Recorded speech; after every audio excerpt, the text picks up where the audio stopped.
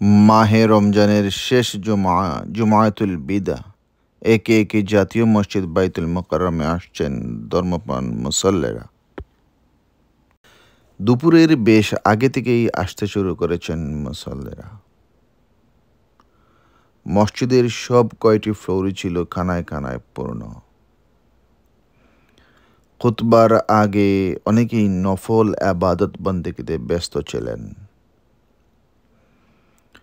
জুমাতুল বিদা উপলক্ষে দেশ ও জাতির কল্যাণে এবং মুসলিম উম্মাহের শান্তি কামনায় বিশেষ মোনাজাত করা হয় জাতীয় মসজিদ বাইতুল মোকাররমে।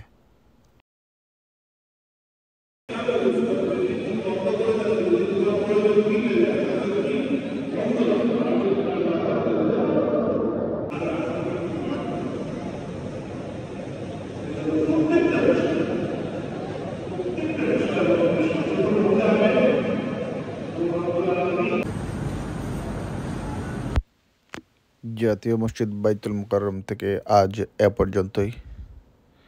ধন্যবাদ সবাইকে।